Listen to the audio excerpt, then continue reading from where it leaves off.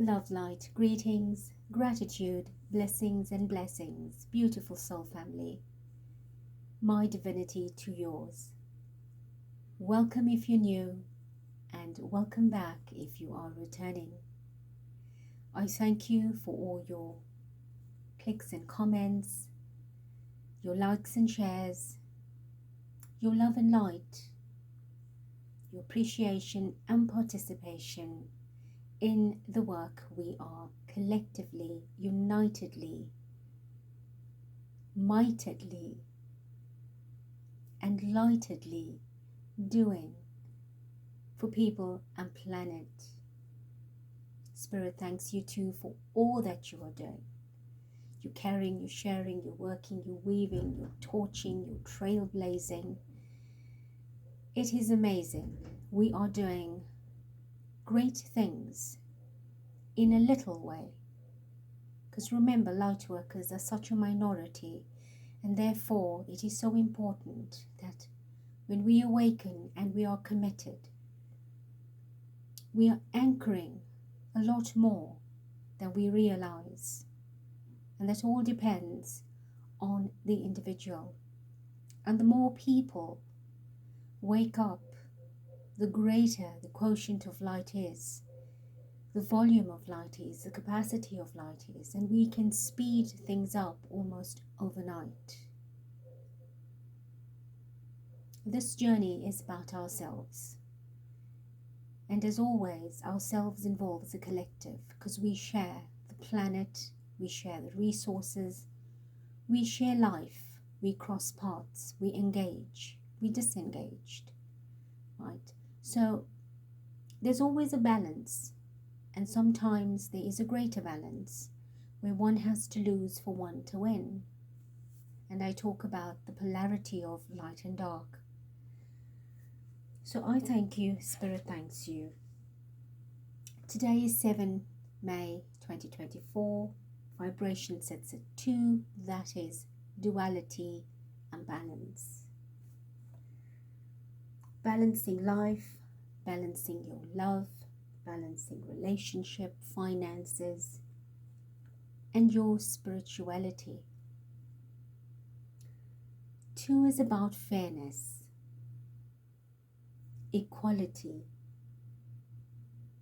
light, dark, yin, yang, dealing with opposites of polarity, your yes and no, your big and small, your left and right, your east and west, your conscious and your subconscious. It is also about duplication, repeat, mirroring energy, reflection. It's about a lot of things that we have to make the choice about, right? The right, the wrong. But again, I do not like to bring separation or division into energy, but it is just a means of identification and defining a situation so that you are clear about which direction, which path, what decision, etc. There will always be the absence of the positive, right? There will always be that. And that is not a bad thing. When you embrace something negative and you do it with the understanding that there is growth, there is a lesson, and there is the absence of comfort, it will very quickly repel you from that energy and attract you into the light, into the right. So that is what balance is about. Finding a balance with your time. Through my life, I have had very little sleep. And I talk about that as a child. My parents always said I was the one getting up early. They could never sleep in as much as they liked to. As a toddler, I would be climbing on things, and when something falls, then they know I'm awake. You know, it was just a natural energy for me, but it's not easy for others. But let me say to you, the lighter you vibrate, the higher you vibrate, the less you will sleep, because your body is sustained and maintained on life force energy, on divine energy, on high vibrational energy, that you do not feel so exhausted, so fatigued, lethargic, out of breath. Yes, we do get that. Every day we're out of breath. It depends on the rush of the day and what our activities are, but that is spontaneous and will fade away, and you will replenish, you will recharge and resume your authentic energy balance. But if it is an everyday cycle, if it's chronic, then you have to address it. Your life is out of balance. Your diet is out of balance. When we eat lighter, we vibrate higher. When we have a big, heavy, sluggish meal late at night, then it distresses the body's digestive system, which needs to have its quiet, relaxing time. But we are now turning the engine on for it to work harder. And when your body does that, it goes into a lethargic and sluggish mode and keeps your brain awake, and then you battle to fall asleep. And when you do, it's very lethargic. You're in a deep, deep lethargic sleep that doesn't allow you to remember your dreams or to enjoy the visions you receive. So any imbalance in our lives, whether it's in our mental body, emotional body, it affects your physical body and your spiritual body. Remember, our spiritual body is a light body. It is a subtle body, and it vibrates at such a high speed that you can't see the light, but it's there, right? As diluted as it can be, it exists. So when you vibrate lighter, you will feel that energy body in a more profound, sensational way. You will be aware of it, and it will help you replenish and recharge. It is your energetic cocoon that keeps you spiritually connected, intuitively aware. So balance is understanding how to manage your time.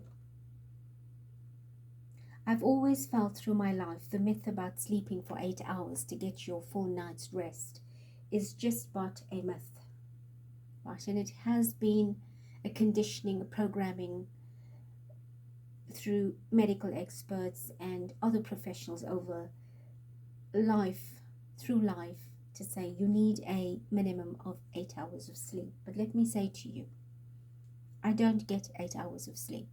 I would be lucky sometimes if I get 3 hours of sleep. There are nights that my body is so exhausted that Spirit says, get there and sleep. And when I do go into that kind of a deep sleep, it feels like I want to have more sleep, because what you do is now you reprogram your body into wanting more of that. But when you are in your balance, your body is understanding of its needs. It will not demand more than what it needs. So I have experienced the short sleep and the long sleeps, and I prefer the shorter sleep. There is so much precious time that is wasted by 8 hours of sleeping.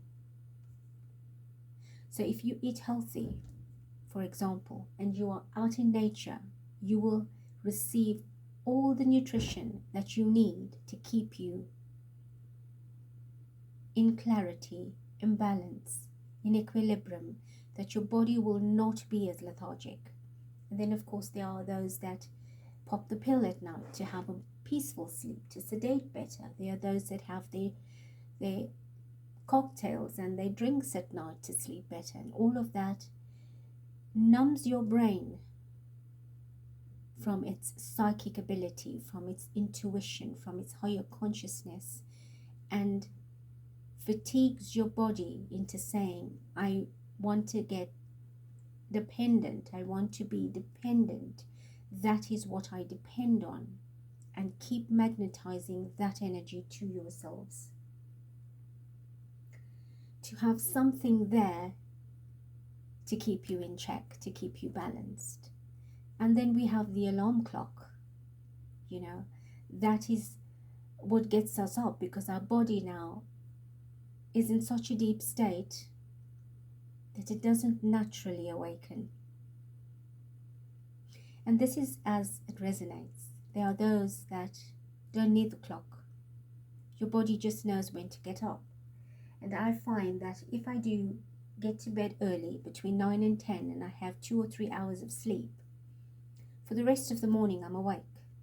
Or if I sleep between 11 and 1, naturally my body gets up at 2 or 3 o'clock.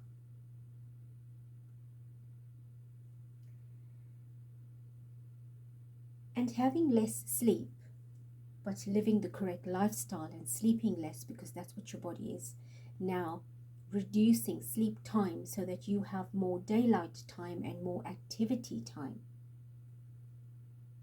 means that you are in resonance with the universal frequencies.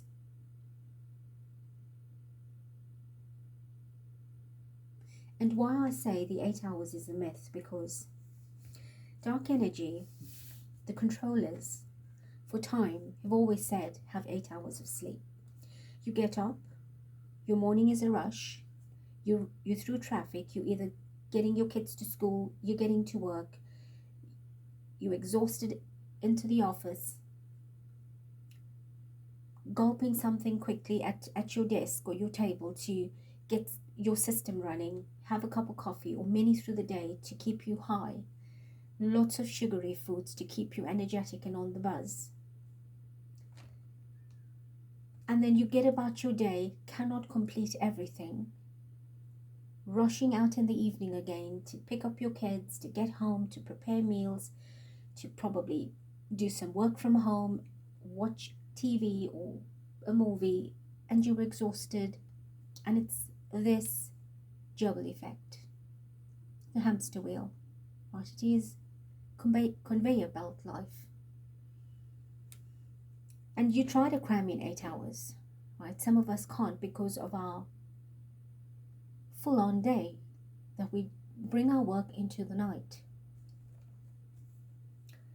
But over time, we were programmed to have 8 hours of sleep. And why do you think that is? And I learned that later in life, when my body did not want to have the 8 hours of sleep. And I began to question why we've got to have 8 hours of sleep. Well, let me tell you why I feel it is. The programming and conditioning of life is such that when the human is awake, they're conscious, right? And a lot of us that are conscious and want to know why we're here and are inquiring our path, awakening ourselves, want to spend more time outdoors, become very balanced and intuitive and psychically conscious and divinely connected. And the dark does not want you to do that. It wants to keep you in its grip, in its hold. So rather you go to sleep for 8 hours and do not interrupt their schedule, their agenda, because their energy works at night. Their energy does what it needs to do when humanity goes to sleep from one hemisphere to the other. Right? So they put people to sleep at those hours, that as soon as dusk is falling, everything outdoors stops. You are cocooned inside your home where there's less oxygen, less nature, there's a higher entertainment, there's higher electromagnetic energy, and your body spiritually begins to shut down. And that is what I believe.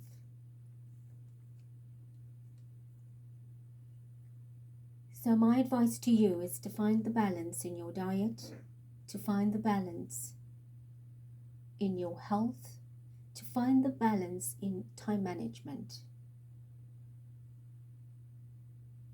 not to be controlled and dictated by what has always been the norm, the programming, the enslavement. Tell your body, I love you, I thank you, I appreciate you. Tell your body, from today I will feed you nutritious food. I will breathe better. I will take in the natural elements to sustain you. I will ground myself on the earth. We will enjoy our company, you and I. Your body is living and breathing. It's an energy. It is the physical temple of your soul. But your soul is having an experience in a physical body. It's not the other way around. And for your soul to help you on this journey, it needs to have a healthy and protected vessel. What we do not use eventually shuts down. It seizes. If you don't start your car for 2 months, and that is even long, you will battle to start it. You've got to keep that engine going and let the car know, the vehicle know it's alive and running, and appreciate it, and oil it and hydrate it and service it so that it can invest in you.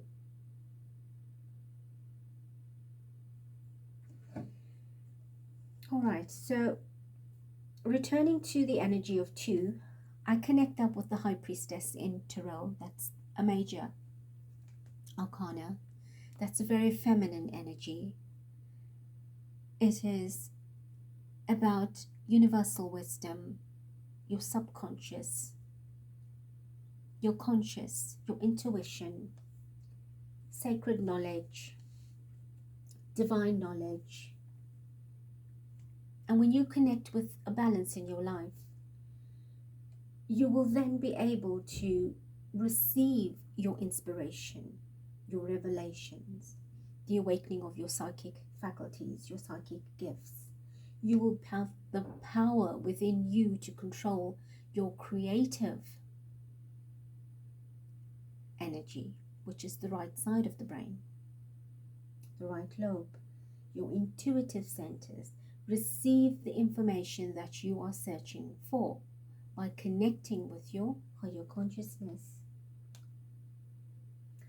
And that in itself powers you, it empowers you. You become your own, your intuition, your psychic abilities, the tapping into higher consciousness is a great teacher, is your personal mentor, your personal teacher, your guide, direct from source. You will be able to tap in those energies and receive the messages. So I have touched a little bit on that. I do hope that you will make this month of change a major transformation in your life, whatever you need change. And I promise you, when you sleep less, like I do from experience, I have so much more hours to get things done. If I'm up at 3 or 4, my day starts already 3 to 4 hours before a lot of people. So I have gained an extra 3 to 4 hours. So often when I am asked, where do you find the time? My answer to people is, you and I both get equal 12 hours night and 12 hours day. Make the time. Sleeping in is allowed, but it should not be habitual. Right? People think that sleeping is resting. It is not. It is being totally unconscious of who you are and where you are. Resting is different. Resting is being conscious of what you're doing.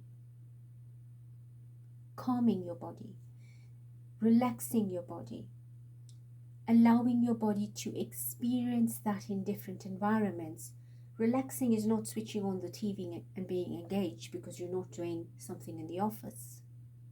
Relaxing means breaking away from all of that and giving yourself the time it needs in the right environment. That is what relaxing is. That is when it's nourishing. And during that time, you become quieter and it allows you to listen. Meditating is listening. Praying is asking. So when we pray and we keep asking, are we stopping to listen?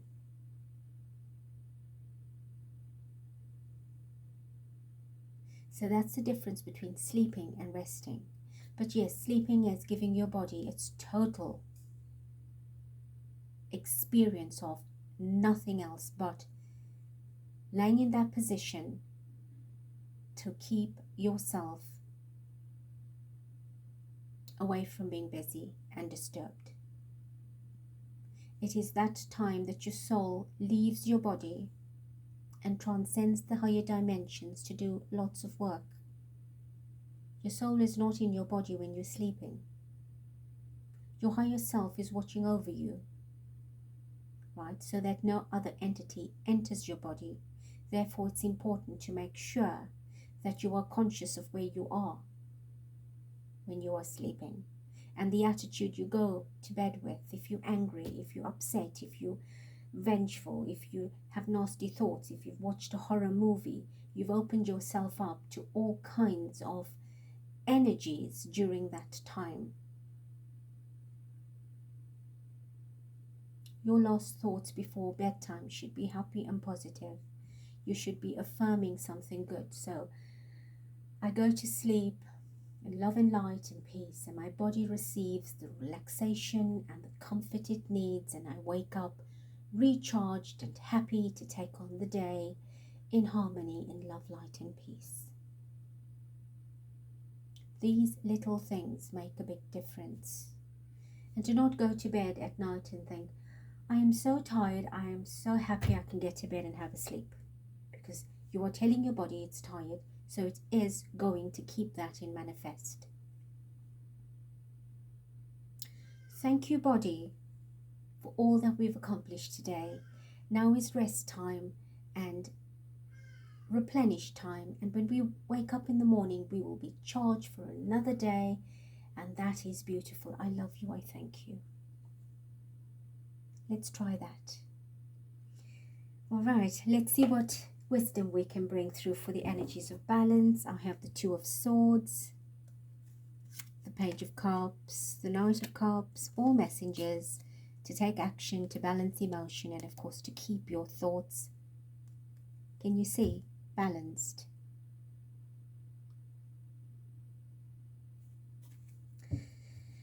All right, let's get some cards. Tell us, what can we share with our beautiful family to guide them into balance? We have 2 cards, 3 cards. We have the Hangman in reverse, which is a good thing. We have the World card and the 9 of Swords. So what is the Hangman saying? In the upright, it is that way. Head down, feet up. In the reverse, it is head up and feet down. So I will take it for a physical expression. Get up, stand up, and keep up. Come out of lazy mode. Come out of feeling inadequate. See things in the upright. See things with insight, with foresight, and not just eyesight.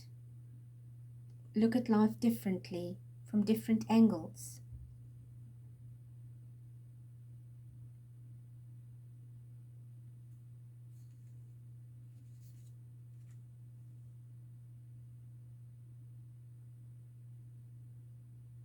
Know that this transition that you've been going through now needs to come to an end. The transmutation, the transition of a transmutation, right? The transformation that you've gone through needs to stop.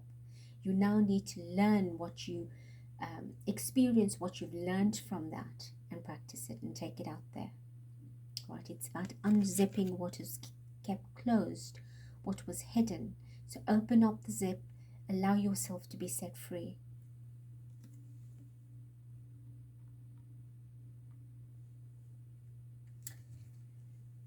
The Nine of Wands. Let go of your pain, your past, your stitches and wounds, your scars, all of your struggles and your conflicts, right? And start embracing the blossoms. There will always be thorns in your life. You need to find the balance. Do not pay attention to the scars, right? Do not pay attention to the thorns. All of that has taught something. It protected you, it gave you a lesson, and when you learn the balance of that, then you will bloom again.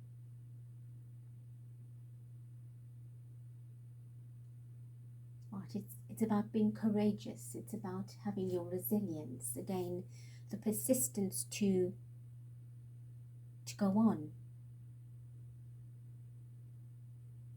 and to be graceful about it, not painful.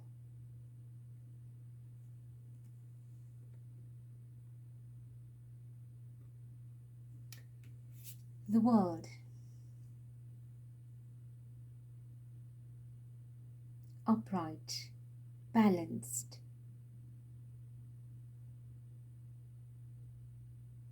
east and west, north and south. Starting a new cycle.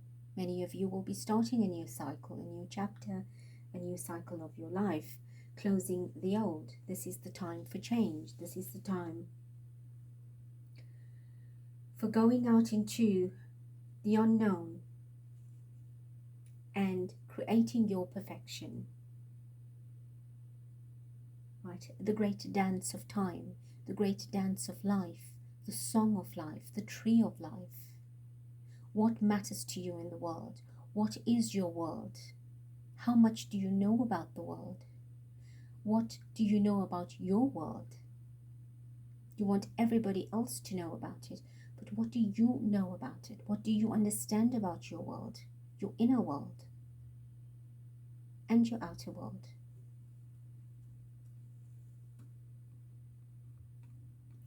That's a major lesson.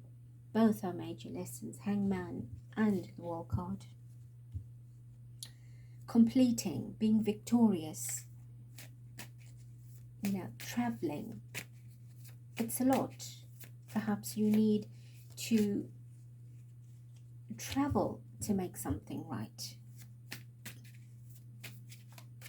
It's also about karmic cycles. Cycles coming to closure and new cycles beginning. Give me one more, please.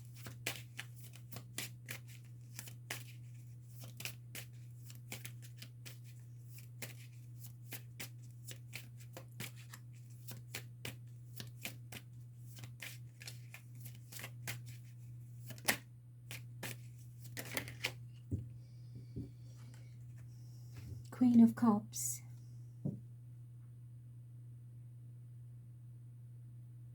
This is a soft, compassionate and loving energy of being grounded and focused and in your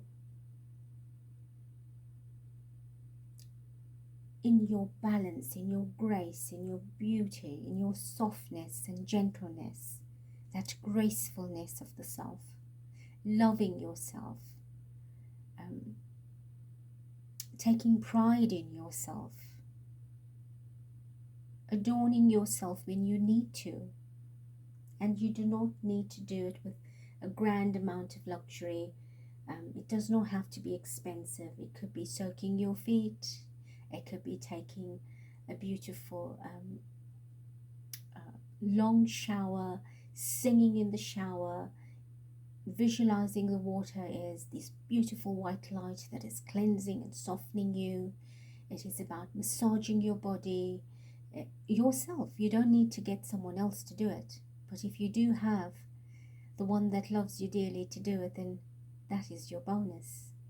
Sharing time with loved ones, expressing love, opening your heart. This is what this Queen of Cups is about. Awakening that maternity inside of you, that femininity and divinity, and for men too. Being that unique, that pearl, that gem, that diamond. Being different, authentic. I have another card that fell out. I will show it to you. The Two of Cups. And that's what we're talking about today. Balance. Balancing energy, balancing emotions, balancing head, heart, body, spirit. Loving everything as one.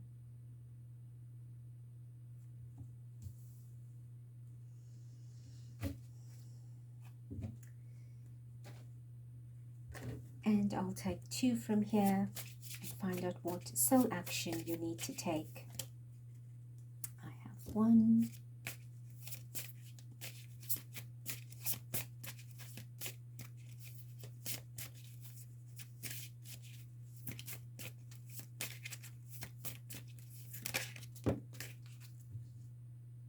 And two. Let's see. What are the dominant emotions that run your life? Now let me read this. How do you fill your day? Stress or joy? Trust or anger? Anxiety or peace? We have only today, right now, the journey. No goal, no destination will bring us the feeling we seek. But when we begin filling every day with that which we value most, we will attract more of it. This is fulfillment. And your soul action is lean into what you want to feel and adjust your life, your values and your expectations to match your desires. What do you want to feel? Are you willing to let go of the belief that you have to achieve something to feel it?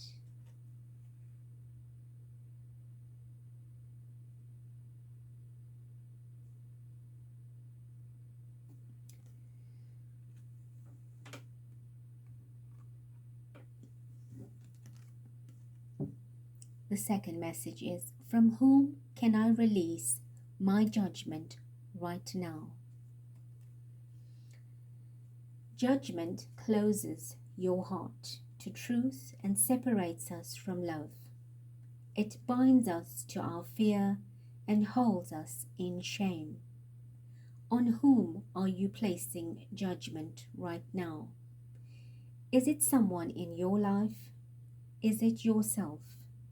Release the shackles, drop the expectations, and be grateful for what is. Your soul action is, look at the person you are judging as if you are looking at a small child. See them learning and growing, falling down and making mistakes. See their desire to be loved and accepted. Add even more grace to open your heart to this truth. When I lift the judgment from myself and others, I uncover my own truth. I am loved, I am whole, I am limitless, and so are they.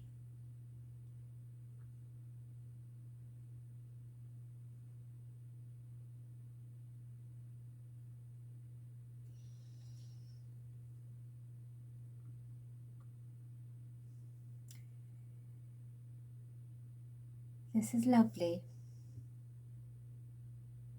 Beautiful messages of change and growth and learning to love the self, to respect the self and others, and to make a very big difference in the world, in the upright, well composed and balanced, and being fair and equal, and from the heart space, from love.